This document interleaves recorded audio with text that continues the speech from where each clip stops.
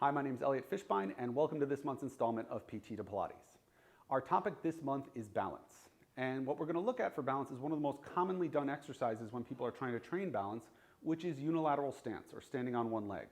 Again, this is one of the more commonly done exercises because it's relevant from everyone from people who are just trying to regain balance after having a fall or have difficulty keeping their balance just walking down the street, to athletes and dancers who have to function a lot on one foot while they do very dynamic activities. So what we're going to do is we're going to start from the really basic points of just learning how to get on that leg and stabilize it, and then start making it more and more dynamic as a progression, going all the way up towards things that people who are more advanced might be choosing to do. So the first thing we're going to look at is just how to get onto the leg. Now, most people, what they'll do is when they go to get on that leg, they just lift their leg and go on it right away.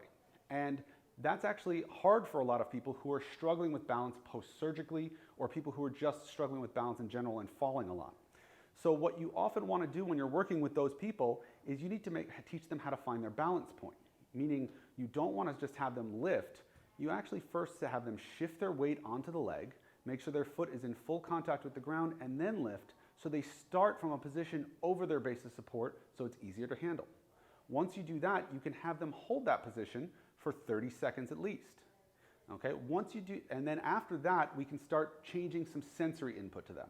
What does that mean? That means that we can change their vision by having them close their eyes and seeing, and it's normal if you start wobbling a little bit more after that.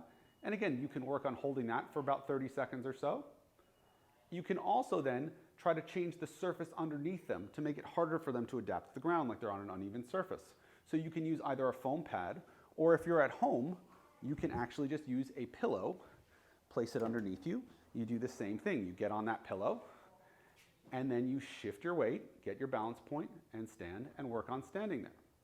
From there, you can also do eyes closed while on the pillow. That's harder. You can see I start to wobble more, but I can hold it, theoretically. And then I come off of that. And then you would train just that very static ability to hold, first stabilize, and then stabilize without visual input or with an uneven surface. From there, we're going to want to try to make it more dynamic, because we want to then work towards doing more dynamic activity like sporting or dance. So what you're going to do from there is you can then come onto that one-legged position, and you can start doing things to make it more dynamic, like moving your leg.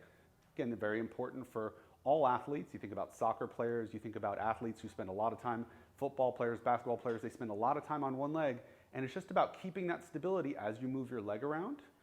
You also can go more into something that's somewhat of a strengthening exercise, but also really important, which is doing almost a unilateral squat, where you let your butt go back, shoulders come forward while you're over that leg, and then come back up. And so now you're getting more dynamic in how you're moving through the leg while balancing on it.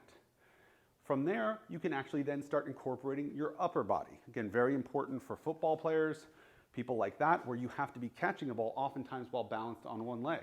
So at that point, you can come onto the one leg, and you can start tossing a ball to yourself. Again, if you have somebody else, you can have somebody throwing a ball to you. You can also combine things. You could be standing on a foam surface or on a pillow, having people toss balls to you while you do this. And then you can combine, where I can actually go down into a squat and come back up and catch, and I lose my balance there. And I'm gonna see if I can do that now. And I come back up and I catch. So now my eyes come up, I can't fixate my eyes, makes it a little more challenging, and I'm able to both be dynamic through my leg and also change my visual input and have to coordinate my upper body to catch the ball at the same time. So that's how we go from a very basic point of just figuring out how to get on the leg to kind of making it more and more dynamic. And obviously you would tailor that depending on the activity of the person, meaning a football player might be catching something, a dancer might be learning to come up onto one toe, something like that. Basketball players might be doing different activities. You're always tailoring it to who's in the room with you and who you're working with. So that's how we look at balance. Thank you for joining us for this month's installment of PT to Pilates. We will see you next month.